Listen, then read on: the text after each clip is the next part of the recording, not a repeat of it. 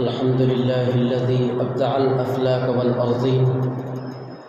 والصلاة والسلام على من كان نبيا وآدم بين الماء والطين، وعلى آله وأصحابه وأزواجه وذرياته وأهل بيته أجمعين. أما بعد، فقد قال الله تعالى في القرآن الكريم: أعوذ بالله من الشيطان الرجيم، بسم الله الرحمن الرحيم. يا أيها الذين آمنوا كتب عليكم الصيام كما كتب على الذين من قبلكم لعلكم تتقون. وقال تعالى في موضع آخر: أعوذ بالله من الشيطان الرجيم، بسم الله الرحمن الرحيم. شهر رمضان الذي أنزل فيه القرآن هدى للناس وبينات من الهدى والفرقان، فمن شهد منكم الشهر فليصمه،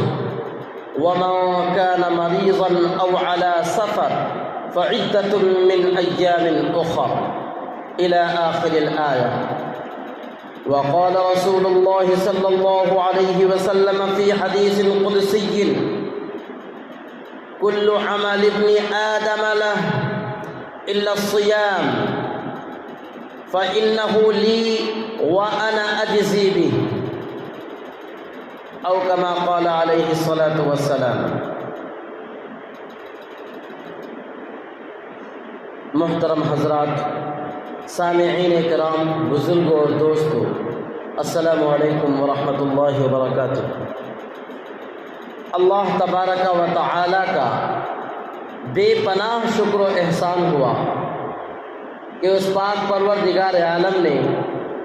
ہمیں اور آپ کو رمضان المبارک کا بہترین موقع فراہم فرمایا ہے۔ حضرات محترم، رمضان کا یہ پہلا عشرہ چل رہا ہے۔ جیسا کہ احادیث مبارکہ کے اندر آتا ہے کہ رمضان کے 3 عشرے ہوتے ہیں اور ہر عشرے کی الگ نوعیت ہے، اس کی اہمیت ہے اور اس کی خاص فضیلت ہے۔ رمضان المبارک کا پہلا عشرہ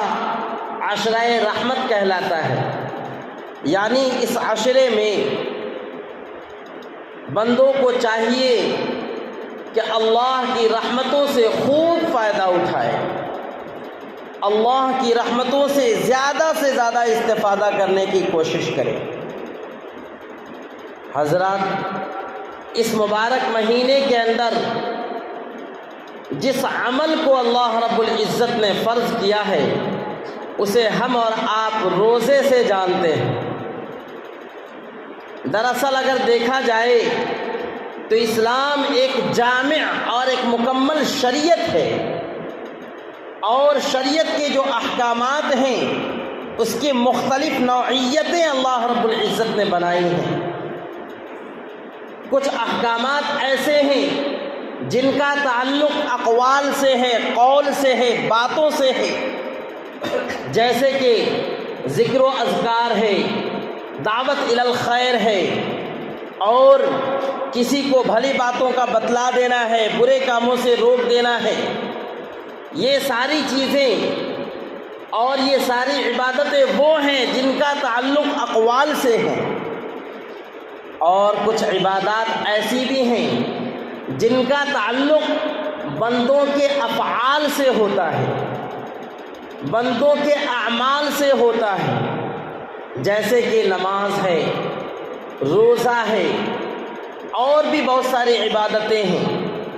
جو افعالی احکامات ہیں یہ 2 طرح کے ہیں، کچھ انسان کے لیے مالی حیثیت رکھتے ہیں، کچھ انسان کے لیے جانی حیثیت رکھتے ہیں۔ نماز اور روزے کا تعلق انسان کی باڈی سے ہے، انسان کی جان سے ہے، اور اس کے علاوہ جو دوسری عبادات ہیں، دوسرے عناصر اسلامیہ ہیں، جیسے کہ زکوٰۃ ہیں، صدقات ہیں اور حج وغیرہ ہے، اس کا تعلق مال سے ہے۔ اس مبارک مہینے کے اندر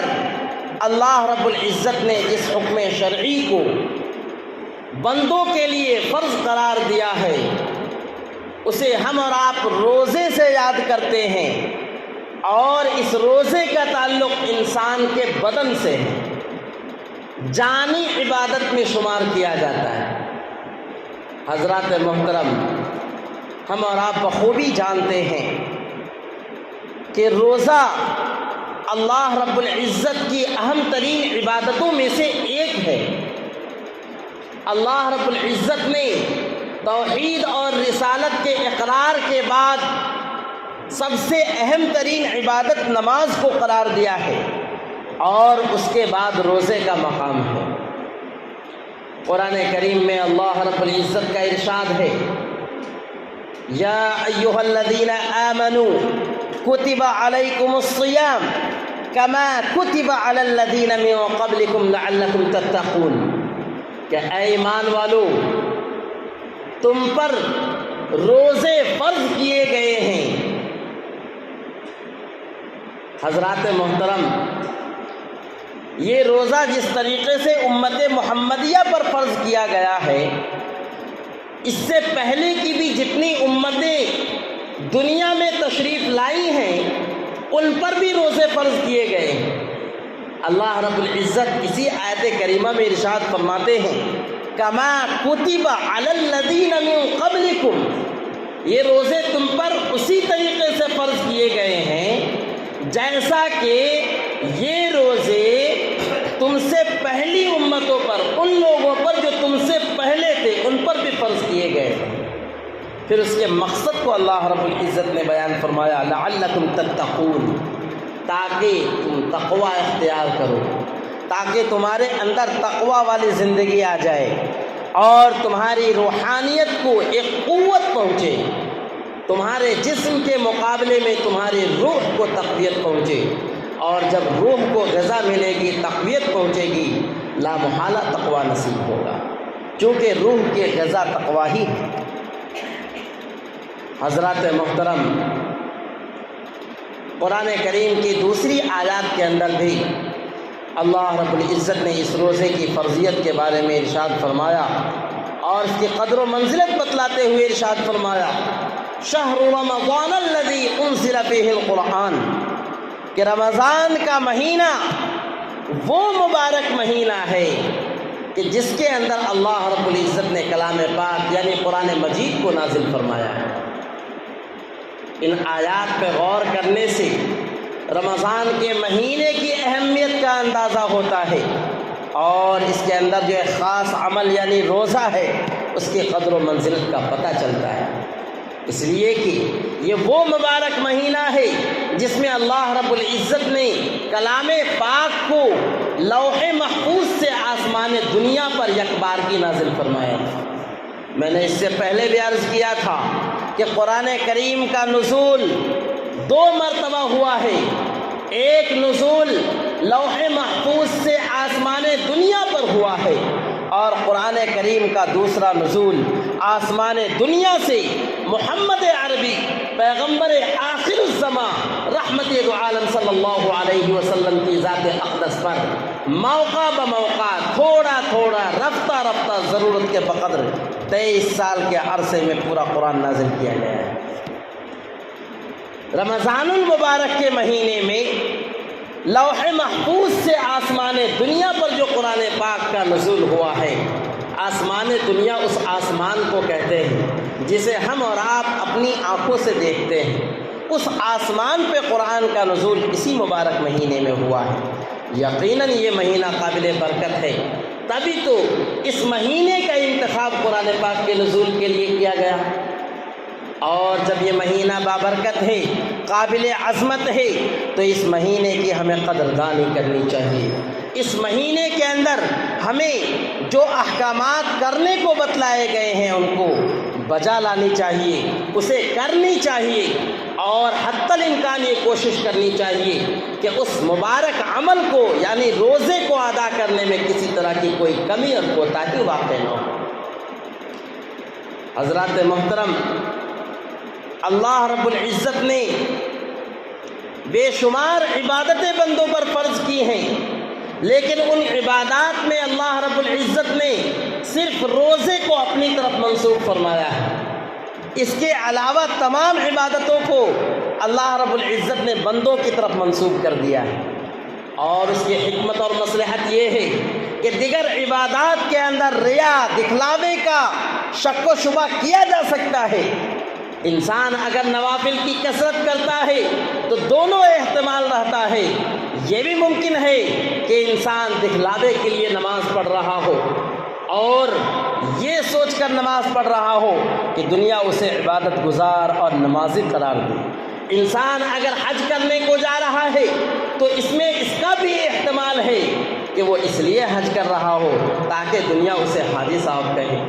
انسان اگر دوسری عبادات کرتا ہے تو اس کے اندر ریا اور دکھلاوے کا شبہ تو ہو سکتا ہے، لیکن روزہ اللہ رب العزت کا وہ عمل ہے، اللہ رب العزت کی طرف سے نافذ کردہ وہ عمل ہے کہ جس کے اندر ریا اور دکھلاوے کی کوئی گنجائش نہیں۔ اس لیے محمد عربی صلی اللہ علیہ وسلم نے ایک حدیث قدسی کے اندر ارشاد فرمایا کہ کل عمل ابن آدم لہ، کہ ابن آدم کا ہر عمل اس کے لیے ہے، ابن آدم کا ہر عمل اس کے لیے ہے، الا الصیام، مگر روزہ، روزہ اس کے لیے نہیں ہے۔ فإنہ لی وأنا أجزی بہ، کیونکہ روزہ میرے لیے ہے۔ اللہ رب العزت فرماتے ہیں، روزے کی نسبت اپنی طرف کرتے ہوئے ارشاد فرماتے ہیں کہ روزہ میرے لیے ہے اور میں ہی اس کا اجر عطا کروں گا۔ اس حدیث مبارکہ سے بہت ساری باتیں سمجھ میں آتی ہیں۔ پہلی بات تو یہ سمجھ میں آتی ہے کہ گویا روزہ دیگر عبادات میں اللہ رب العزت کو بہت زیادہ محبوب ہے۔ دوسری اہم بات یہ سمجھ میں آتی ہے کہ دیگر عبادات کا ثواب اللہ رب العزت فرشتوں کے واسطے سے بندوں کو دیتے ہیں، لیکن اس روزے کا ثواب اور اس کا اجر اللہ رب العزت بنفس نفیس خود عطا فرماتے ہیں، اور جس کا ثواب، جس کا بدلہ اور جس کا اجر رب کائنات خود اپنے ہاتھوں عطا فرمائے، اس عبادت کی اہمیت کا اندازہ ہم اور آپ نہیں لگا سکتے کہ کتنی اہمیت کا وہ عمل ہے اور کتنا بافضیلت وہ عمل ہے۔ اس لیے ہمیں اس عمل کو کرنے میں کسی طرح کی کوئی کوتاہی نہیں برتنی چاہیے۔ روزہ ہم اور آپ بخوبی جانتے ہیں کہ طلوع فجر سے لے کر غروب آفتاب تک 3 چیزوں سے بچا رہنا اور اپنے آپ کو محفوظ رکھنا، اسی کا نام روزہ ہے۔ صبح صادق طلوع ہونے سے لے کر غروب آفتاب تک کھانے سے اپنے آپ کو کنٹرول میں رکھنا ہے، پینے کی چیزوں سے اپنے آپ کو کنٹرول میں رکھنا ہے، اور خواہشات نفسانیہ سے اپنے آپ کو کنٹرول میں رکھنا ہے۔ اگر ہم ان تینوں چیزوں سے اپنے آپ کو کنٹرول میں رکھتے ہیں اور مکمل رعایت کے ساتھ اس کو انجام دیتے ہیں تو وہ ہمارے لیے روزہ قرار پائے گا۔ اسی کے ساتھ ساتھ ہمیں یہ بھی سمجھ لینی چاہیے کہ ہم جہاں ان تینوں چیزوں سے اپنے آپ کو محفوظ رکھیں، وہاں اللہ رب العزت کی طرف سے جو دیگر عبادات سال بھر اور تادم حیات بندوں کے اوپر نافذ کیے گئے ہیں، جیسے کہ نماز ہے، اس کی بھی پابندی شرط ہے۔ اگر کوئی آدمی پورے دن صرف ان 3 چیزوں سے بچتا رہا، یعنی کھانے کی چیزوں سے بچتا رہا، پینے کی چیزوں سے بچتا رہا اور خواہشات نفسانیہ سے بچتا رہا،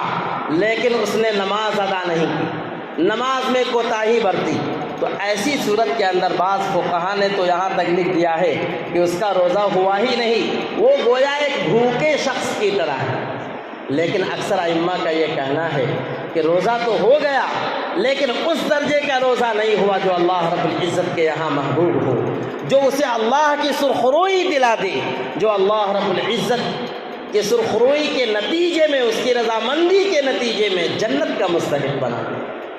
اس لیے حضرات محترم، ہم جہاں روزوں کے اندر ان 3 باتوں کا خیال کرتے ہیں وہیں ہمیں یہ بھی چاہیے کہ اللہ رب العزت کی طرف سے جو دیگر عبادات فرضیہ ہیں اس کے انجام دینے میں ہم کسی طرح کی کمی اور کوتاہی نہ برتیں۔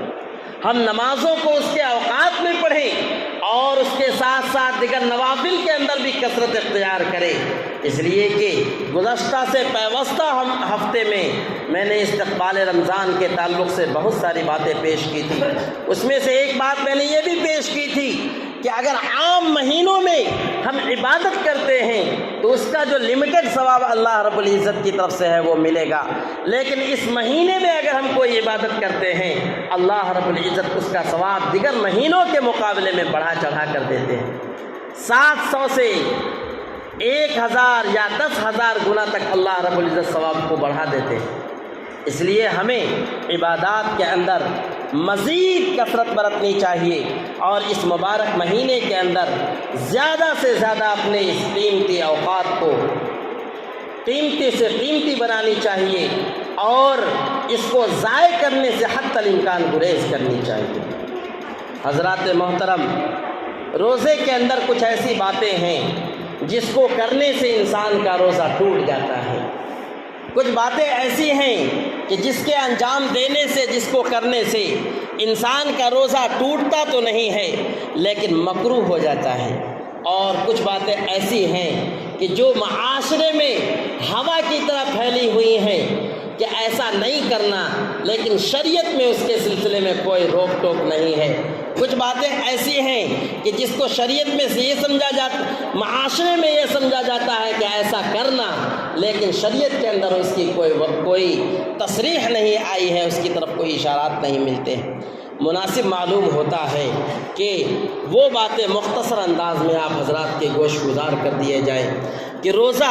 کن چیزوں سے ٹوٹ جاتا ہے اور روزہ کن چیزوں سے نہیں ٹوٹتا ہے، کن چیزوں سے روزہ مکروہ ہو جاتا ہے۔ تو حضرات محترم، ہم یہ سمجھ لیں کہ جان بوجھ کر اگر کوئی شخص کوئی چیز کھا لے یا کوئی چیز پی لے، ایسی صورت کے اندر اس کا روزہ فاسد ہو جائے گا، ٹوٹ جائے گا۔ اور جان بوجھ کر اگر اس نے بغیر عذر شرعی کے، بغیر کسی مجبوری کے کھایا اور پیا ہے تو روزہ ٹوٹنے کے نتیجے میں اسے روزے کی قضا تو کرنی ہی پڑے گی، ساتھ ساتھ اللہ رب العزت کی طرف سے پنشمنٹ ہے، اللہ رب العزت کی طرف سے سزا کے طور پر اس کا کفارہ بھی ادا کرنا پڑے گا۔ اور اس کا کفارہ کیا ہے؟ قرآن کریم میں اللہ رب العزت ارشاد فرماتے ہیں کہ اگر کوئی شخص بغیر کسی عذر شرعی کے، بغیر کسی شرعی مجبوری کے روزے کو توڑ دیتا ہے تو ایسی صورت کے اندر اسے 2 مہینے کے مسلسل روزے رکھنے پڑیں گے، تسلسل کے ساتھ 2 مہینہ اسے روزہ رکھنا پڑے گا۔ تسلسل کا مطلب یہ ہے کہ 60 دن تک بغیر ناغہ کیے ہوئے اسے روزہ رکھنا پڑے گا۔ اگر کسی نے 58 ڈیز تک روزہ رکھا اور 59ویں دن اس نے ڈیلے کر دیا، چھوڑ دیا، تو پھر تسلسل قائم نہیں رہا، وہ 58 دن کا روزہ فالس ہو گیا، اس کا ثواب ملے گا لیکن جو سزا تھی اب بھی برقرار ہے، اسے پھر سے 2 مہینے کا روزہ رکھنا پڑے گا۔ حضرات محترم، غور کرنے کا مقام ہے، معاشرے میں ہم اپنے آپ میں محاسبہ کریں اور ہم غور کریں کہ کیا ہم روزہ توڑتے ہیں، اور ہم سے روزہ اگر ٹوٹتا ہے تو واقعتاً ہم شرعی طور پر مجبور ہیں یا پھر اپنی عیش و عشرت کے لیے دین سے غافل ہو کر اپنے روزے کو توڑتے ہیں۔ بڑے ہی افسوس کے ساتھ یہ عرض کرنا پڑتا ہے کہ جب ہم منڈیوں میں جاتے ہیں تو ہم اپنے نوجوان مسلمان کو دیکھتے ہیں، مسلم برادران کو دیکھتے ہیں کہ وہ بزنس کرتے ہیں، تجارت کرتے ہیں اور اس کے ساتھ ساتھ کچھ نہ کچھ کھاتے بھی رہتے ہیں۔ حال میں ہی میں نے بھی دیکھا ہے، ہم نے ایک صاحب سے کہا بھی کہ حضرت آپ تو ماشاءاللہ صحت مند ہیں، اللہ نے آپ کو صحت کی دولت عطا فرمائی ہے، آخر کیا وجہ ہے کہ آپ روزہ میں نہیں ہیں، آپ روزے کو توڑے ہوئے ہیں، اور افسوس کی بات یہ ہے کہ کھلے بندوں سرے بازار آپ کھا بھی رہے ہیں، آخر وجہ کیا ہے؟ جواب ملتا ہے صاحب ہم تجارت کر رہے ہیں، صاحب ہم بزنس کر رہے ہیں، ہم منڈی میں دھوپ میں کھڑے ہو رہے ہیں، اب ہم کیا کریں، ہمارے پاس مجبوری ہے۔ حضرات محترم غور کر لیں، اللہ کی نظر میں یہ کوئی مجبوری نہیں ہے۔ اللہ کی نظر میں ایسی رزق جس سے شریعت کی پابندی میں رکاوٹ آ جائے وہ لعنت ہے۔ اقبال مرحوم نے کیا ہی خوب کہا تھا، اے طائر لاہوتی اس رزق سے موت اچھی، اے طائر لاہوتی اس رزق سے موت اچھی، جس رزق سے آتی ہو پرواز میں کوتاہی۔ کہ اے اڑان بھرنے والے پرندے، اے آسمانوں کو چھونے والے پرندے، اس رزق سے تمہاری موت اچھی ہے جس رزق سے تمہاری پروان کے اندر، تمہاری اڑان کے اندر رکاوٹ آ جائے۔ حضرات محترم، اگر ہم بھی بغیر کسی شرعی مجبوری کے روزے کو توڑتے ہیں تو یقین جانیں ہم قضا اور کفارہ دونوں کے ساتھ ساتھ توبہ و استغفار کے مستحق ہوں گے۔ اس لیے ہمیں شرعی طور پر کوشش کرنی چاہیے کہ جب تک ہو سکے، جہاں تک ہو سکے روزے کی پابندی کریں، اپنے طور پر روزے کو توڑنے کی کوشش نہ کریں۔ اگر کسی شخص نے بھول کر کچھ کھا لیا یا کچھ پی لیا تو ایسی صورت کے اندر اس سے روزہ نہیں ٹوٹتا ہے، لیکن درمیان کھانے میں اسے یاد آیا، پینے کے درمیان اسے یاد آیا، پھر بھی وہ اپنے کھانے اور پینے کو کنٹینیو جاری رکھے ہوا ہے، اب ایسی صورت کے اندر اس کا روزہ ٹوٹ جائے گا اور ساتھ ساتھ اسے قضا اور کفارہ دونوں کرنے پڑیں گے۔ کیوں؟ اس لیے کہ جب اسے روزہ یاد آ گیا تو یاد آنے کے بعد اسے چاہیے تھا کہ فوراً اپنے کھانے اور پینے کو ترک کر دے۔ ساتھ ہی ساتھ اگر منہ کے اندر کوئی چیز ہو، چاہے پینے کی ہو تو اسے باہر پھینک دے، اگر کھانے کی چیز ہو تو اسے تھوک دے، کیسا بھی کر کے اسے نکال دے۔ جان بوجھ کر کے اب اگر وہ کھاتا اور پیتا ہے، اپنے کھانے اور پینے کو کنٹینیو جاری رکھے ہوا ہے تو ایسی صورت کے اندر اس کا روزہ ٹوٹ جائے گا، قضا اور کفارہ اسے دونوں کرنا پڑیں گے۔ اگر کوئی شخص اپنی بیوی سے بوس و کنار کرتا ہے، لمس کرتا ہے اور اس کے نتیجے میں اسے انزال ہو جاتا ہے، ایسی صورت کے اندر بھی اس کا روزہ ٹوٹ جائے گا اور صرف قضا اس پر لازم ہوگی، کفارہ نہیں دینا پڑے گا، لیکن توبہ و استغفار اسے اس صورت میں بھی کرنا پڑے گا، چونکہ اللہ کے رسول کے فرمان کے مطابق اسے کھانے اور پینے اور خواہشات نفسیات جو چیزیں ہیں اس سے بچنے کی ترغیب دی گئی تھی اور اس کا حکم دیا گیا تھا۔ اسے چاہیے تھا کہ وہ ان چیزوں سے بچے، اس چیز کے قریب ہی نہ جائے جس سے اللہ رب العزت کا حکم ٹوٹنے کی نوبت آئے، چونکہ اس نے پیش رفت کی ہے اور وہ وہاں تک پہنچا ہے، لہذا ایسی صورت کے اندر اس کا روزہ ٹوٹ جائے گا۔ ہاں، اگر کسی کو سیلف کنٹرول حاصل ہو، اپنے اوپر کنٹرول رکھتے ہوئے اگر بیوی سے بوس و کنار کرتا ہے یا ایک ساتھ رہتا اور سہتا ہے بغیر ہم بستری کے، تو ایسی صورت کے اندر اس میں کوئی مذائقہ نہیں ہے، لیکن شرط یہ ہے کہ کنٹرول حاصل ہو، تو اس میں کوئی مذائقہ نہیں ہے، اس سے اس کے روزے پر کسی طرح کا فرق واقع نہیں ہوگا۔ اسی طریقے سے اگر کسی نے وضو کرتے ہوئے کلی کیا، منہ میں پانی ڈالا اور کچھ پانی حلق کے نیچے اتر گیا، ناک میں پانی ڈالا اور اس کے راستے سے وضو یا غسل کے اندر پانی حلق سے نیچے اتر گیا، ایسی صورت کے اندر بھی اس شخص کا روزہ جاتا رہے گا۔ وہ یہ نہ سمجھے کہ ہم نے جان بوجھ کر تو نہیں کیا، ہم تو کلی کی نیت سے پانی ڈالے تھے لیکن کچھ قطرہ بغیر اختیار کے نیچے چلا گیا، ایسی صورت کے اندر بھی اس کا روزہ ٹوٹ جائے گا۔ ہر انسان کو چاہیے، خاص طور پر ماہ رمضان کے اندر جو وضو اور غسل کرتے ہیں اس کے اندر کلی کرنے میں یا ناک میں پانی ڈالنے کے اندر مبالغہ نہ کرے، ناک میں زیادہ اوپر تک پانی نہ چڑھائے اور کلی اس انداز میں نہ کرے کہ منہ میں پانی ڈالتے ہی کچھ قطرہ یا کچھ پانی انسان کے حلق کے نیچے اتر جائے۔ اسی طریقے سے اگر کسی انسان کے دانت کے اندر گوشت یا کھانے کا کوئی ٹکڑا پھنسا ہوا تھا، روزے کی حالت میں اس نے اگر اس ٹکڑے کو نکال کر نگل لیا، حلق کے نیچے اتار لیا، تو دیکھا جائے گا کہ وہ ٹکڑا چنے کے بقدر ہے یا اس سے کم ہے۔ اگر چنے کے برابر اس نے ٹکڑے کو دانت سے نکال کر کے نگل لیا ہے، حلق کے نیچے اتار لیا ہے، تو اس کا روزہ جاتا رہے گا۔ لیکن اگر چنے سے کم ہے تو شریعت میں عفو درگزر کا معاملہ کیا گیا ہے، شریعت میں اس کی گنجائش دی گئی ہے کہ پھر ایسی صورت کے اندر اس کا روزہ جائے گا نہیں، ایسی صورت کے اندر اس کا روزہ برقرار رہے گا۔ اسی طریقے سے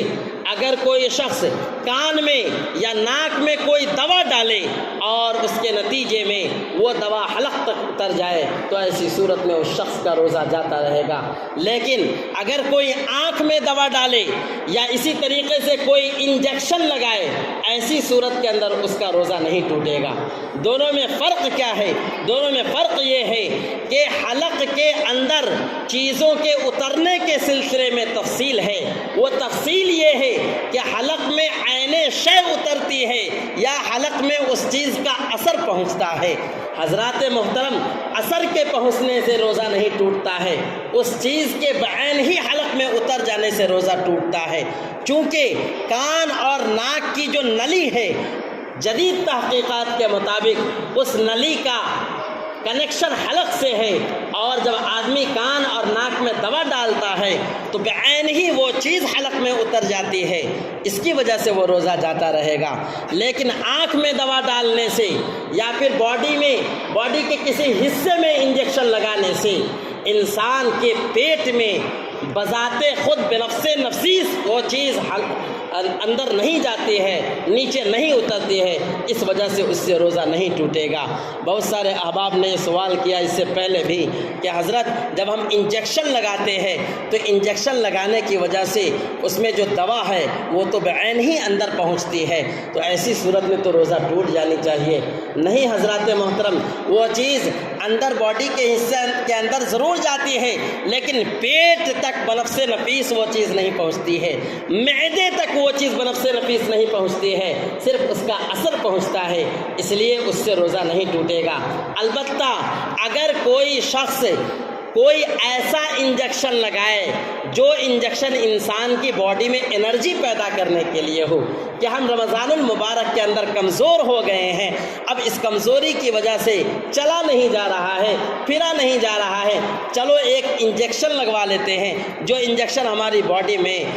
تقویت پہنچائے، تو ایسا کرنا مکروہ بتلایا گیا ہے، اس کی وجہ سے انسان کا روزہ مکروہ ہو جاتا ہے، لیکن اب بھی اس صورت کے اندر اس کا روزہ ٹوٹے گا نہیں۔ اسی طریقے سے انسان اگر اپنے تھوک کو نگل جائے اس سے بھی روزہ نہیں ٹوٹتا ہے۔ البتہ اگر کوئی شخص بہت سارے تھوک کو اس نیت سے جمع کر رہا ہے کہ واٹر کا کام کرے اور پانی کا کام کرے، بہت سارے تھوک کو جمع کر کے اگر نکلے تو ایسا کرنا مکروہ ہے، لیکن اس سے بھی روزہ فاسد نہیں ہوتا ہے۔ اسی طریقے سے رمضان المبارک کے روزے کی حالت کے اندر یا پھر کسی اور روزے کی حالت کے اندر بھی اگر کوئی شخص ٹوتھ پیسٹ کرتا ہے جسے ہم کولگیٹ یا پھر دوسری چیزوں سے یاد کرتے ہیں، تو ایسی صورت کے اندر انسان کا روزہ مکروہ ہو جائے گا، مکروہ ہو جائے گا۔ اس کی وجہ کیا ہے؟ اس کی وجہ یہ ہے کہ اس کولگیٹ کے اندر یا اس شے کے اندر اللہ رب العزت نے وہ اثر رکھا ہے کہ جس کے اندر ایک خاص طرح کا ذائقہ محسوس ہوتا ہے، جو ذائقہ انسان کے نفس کو خوش کرتا ہے، مٹھاس والا ذائقہ ہوتا ہے۔ غلبہ ہے کہ وہ ذائقہ انسان کے حلق کے نیچے اتر جائے اور اس کے نتیجے میں اس کا روزہ خراب ہو۔ اس لیے روزے کی حالت کے اندر برش اگر کولگیٹ کے ساتھ کوئی کرے تو وہ کولگیٹ یا پھر گل ہے جو عام طور پر لوگ تمباکو کو بھی اپنے دانتوں کو رگڑتے ہیں یا اس طرح کی جو چیزیں ہیں اس سے اگر روزے کے اندر استعمال کیا جائے اس سے بھی روزہ مکروہ ہو جاتا ہے۔ حتی الامکان یہ کوشش کرنی چاہیے کہ ان چیزوں سے اپنے آپ کو محفوظ رکھیں۔ اگر ہم روزے کی پابندی کریں گے، روزے کے اندر جن چیزوں سے احتیاط کرنے کو بتلایا گیا ہے اگر ہم احتیاط کریں گے، اللہ رب العزت کی ذات سے قوی امید ہے کہ انشاءاللہ ہمارا روزہ باعث اجر ہوگا، اللہ رب العزت کے یہاں سرخروئی کا باعث ہوگا۔ اور اللہ رب العزت نے جو حدیث قدسی کے اندر ارشاد فرمایا ہے کہ روزہ میرے لیے ہے اور میں ہی اس کا اجر عطا کروں گا، ہم اس کے مستحق ہوں گے۔ لیکن اگر ہم نے لاپرواہی سے روزے کو رکھا، روزے کے اندر ہم نے لاپرواہی برتی، تو ایسی صورت کے اندر پھر وہ روزہ ہمیں دے مار دیا جائے گا، ہمارے اوپر ہی الٹا لپیٹ دیا جائے گا، پھینک دیا جائے گا، اس روزے سے ہمیں کوئی حاصل نہیں ہوگا۔ اس لیے ہمیں چاہیے کہ ہم روزے کے اندر ان کے تمام آداب، مستحبات اور ان کے تمام آداب و القاب کی رعایت کرتے ہوئے روزے کی انجام دہی کریں۔ اللہ رب العزت ہمیں بھی، آپ کو بھی روزے کی ان چیزوں کو کرنے کی اور جن چیزوں سے بچنے کو کہا گیا ہے ان سے بچنے کی توفیق عطا فرمائے۔ اگر زندگی سلامت رہی، روزے کے ابھی بے شمار مسائل ہے، آئندہ ہفتے بھی انشاءاللہ کنٹینیو کیا جائے گا، وہ مسائل بیان کیے جائیں گے۔ اللہ کہنے سننے سے زیادہ